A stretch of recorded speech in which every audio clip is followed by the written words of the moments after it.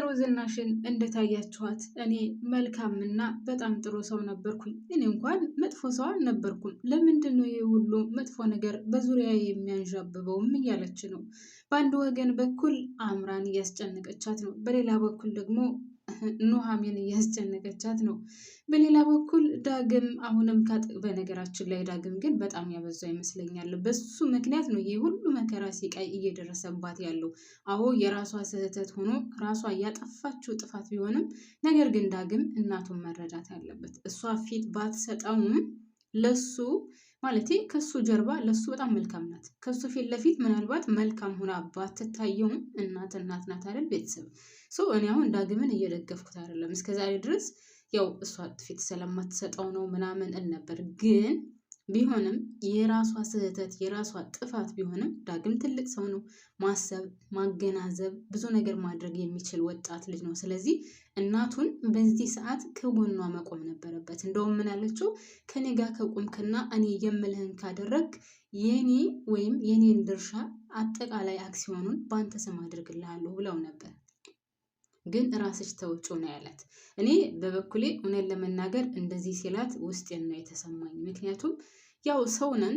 ሰው ስንባል መቼስ ከመሳሳት ወደኋላ አንልም አይደል? ቤተሰብ የሰው ልጅ ይሳሳታል። ከስህተቱ ታርሞ ወደ ትክክለኛው መንገድ መጓዙ ነው ዋናው ነገር። ስለዚህ ወይዘሮ ዝናሽ ተሳስታለች። አዎ ተሳስታለች። ግን አንድ የተሳሳተችውን ነገር ደግሞ ወደኋላ ልትመልሰው አትችልም። አሁን ግን ያለችበት ጭንቀት ሆነን ለመናገር በጣም ከሚገባው በላይ ያቀውሳል። እንኳን አይደለም መጠጥና ባያሳብድ ራሱ አይገርምም።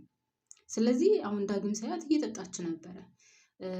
አቶ ለይኩንም ቢሆን እያስጨነቃት ነው። ምን ሆነሽ ነው? ለምንድን ነው እንደዚህ ሆንሽው? ያንቺና የአምራን ግንኙነት እንደዚህ እንድልቸኩል ቻለ? በመካከላችሁ የተደበቀ ሚስጥርማ አለ እያላት ነው።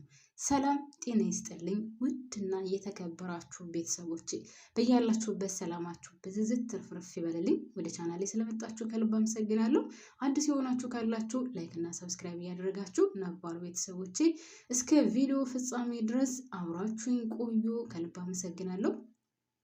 እና ወይዘሮ ዝናሽ ሆነን ለመናገር ያው ጠላት አለው። እስከዛሬ ስታደርገው በነበረው በኑሐሚንም ሆነ በአቶ ለይኩን ላይ ስታደርገው የነበረው ነገር የነበራት የሰው ንቀት፣ ሰውን እንደምንም አለማየቷ፣ ወፍ ዘራሽ፣ ድሃ፣ መጤ ምናምን እያለች ስትናገራቸው የነበሩት ቃላቶች ሆነን ለመናገር አይረሳም። ግን ያደረገቻቸው ለእያንዳንዷ ቃላቶች አሁን ዋጋ እያስከፍሏት ነው። ለእያንዳንዷ ካፏ ሲወጡ የነበሩት ቃላቶች ለእያንዳንዷ ፊደል ወይም ለእያንዳንዷ ቃላት ዋጋ እያስከፈላት ነው። አሁን ከዚህ ድራማ ላይ እንደ ወይዘሮ ዝናሽ በጭንቀት የተወጠረና ውጥረት ውስጥ ያለ ሰው የለም። ሁሉም ዙሪያውን እንትን ብሎባታል። አቶ ለይኩንም ቢሆን በአምራንና በዝናሽ መካከል የሆነ ሚስጥር የተደበቀ ነገር እንዳለ እርግጠኛ ሆኖ እየተናገረ ነው። ያለበለዚያ ወይዘሮ ዝናሽ ይህንን ነገር እንደማታደርገውም እርግጠኛ ነው። ለምን ካላችሁኝ ሲጀመር ጀምሮ አትወዳትም። ሲቀጥል ኑሐሚንን የማትወዳትን በጭራሽ እንኳን አይደለም የልጇ ሚስት ልትሆንና ከቤታቸው ራሱ እንድትቀመጥ የማትፈልገውን ኑሐሚን ለናሆም ሚስት ለማድረግ ሞክራ ነበር። ነገር ግን አልተሳካላትም። ተሸንፋለች። አምራን አሸንፋለች። አሁን በጣም የሚያሳዝነውና የሚያመው ነገር ደግሞ እንግዲህ የኑሐሚንን ልጅ በመድኃኒት ልታስወርደው እንደነበረ ያ ሁላችንም የምናውቀው ነው። ያንን ነገር አድርጋለች። አሁን የሁሉም ቤተሰብ ፍራቻ ምንድን ነው?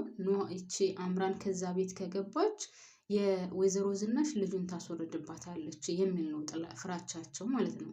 ስለዚህ ይህን ነገር ደግሞ ማን ይጠቀምበታል? አምራን ትጠቀምበታለች።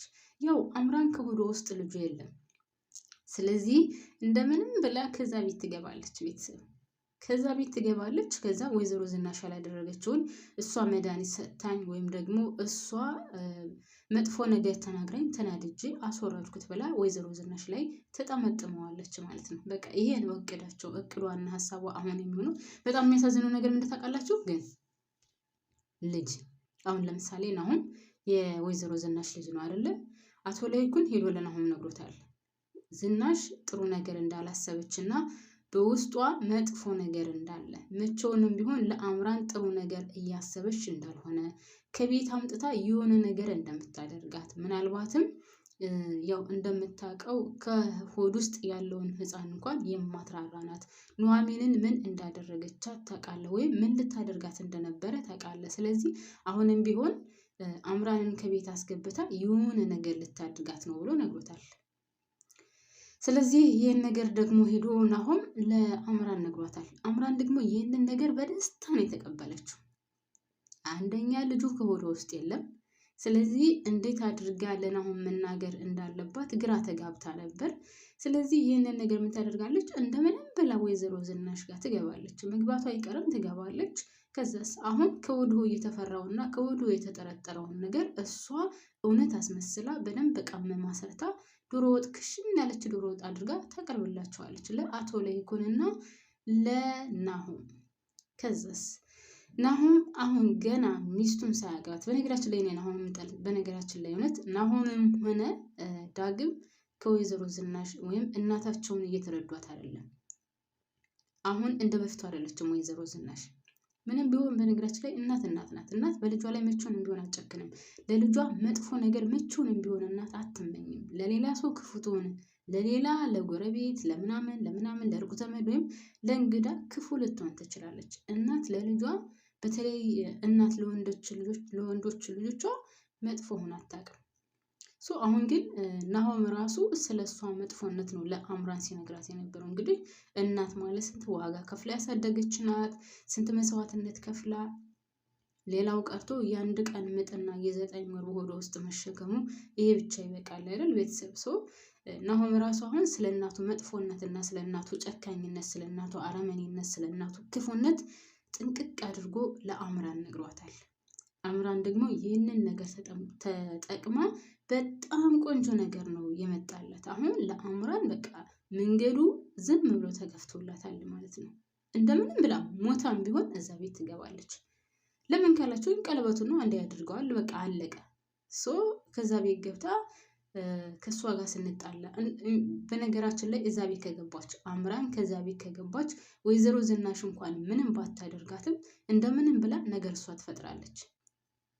ለምን ይሄ ልጅ ከሆደ ውስጥ ወረደ የሚለውን ነገር ማድረግ ስለምትፈልግ፣ ነገሮችን ከወይዘሮ ዝናሽ ጭንቅላት መጠምጠም ስለምትፈልግ፣ ስለዚህ እንደምንም ብላ ከዛ ቤት ትገባለች። ከገባች በኋላ ወይዘሮ ዝናሽ ምንም ባታደርጋትም ነገር ትፈልጋታለች። በቃ ነገር ነው የምትፈልጋት። እርግጠኛ ነኝ የምነግራችሁ፣ መግባቷ አይቀርም፣ ትገባለች። ከገባች በኋላ ደግሞ ነገር ነው የምትፈልጋት። አሁን የዛሬው ግብዣ ቀርቷል። ዛሬ ነበር፣ ዛሬ ቀርቷል። ስለዚህ በሚቀጥለው አይቀርም። እንደምንም ብላ በደንብ ተዘጋጅታበት እንደውም እንድጋብዛት ልታደርጋት ትችላለች፣ አይታወቅም። ሌላው የኑሐሚን ነው። ኑሐሚን ምስኪን ናሆምና አምራን አንድ ላይ ሊሆኑ እንደሆነ ዳግም ሲነግራት በጣም ነበር ያዘነችው። ያው ከዳግም ፊት ምንም እንዳልተሰማትና ውስጧ ምንም አይነት ስሜት ለናሆም እንደሌላት ነበር ስታስመስል የነበረው። ነገር ግን ሽንት ቤት ገብታ በጣም ነበር እያለቀሰች ነበረው። ናሆምና አምራን አንድ ላይ ሲሆኑ በጭራሽ መመልከት የለብኝም፣ ይህ ነገር ሊሆን አይችልም፣ እኔ እያየሁኝ በጭራሽ ሊሆን አይችልም እያለች እያለቀሰች እንግዲህ ዳግም ሰምቷታል። በጣም የሚያሳዝነው ነገር ዳግም ደግሞ ሞቶ ይወዳታል። በጣም ነው የሚወዳት ኑሐሚን። እሷ ደግሞ የምትወደው ናሆምን ነው።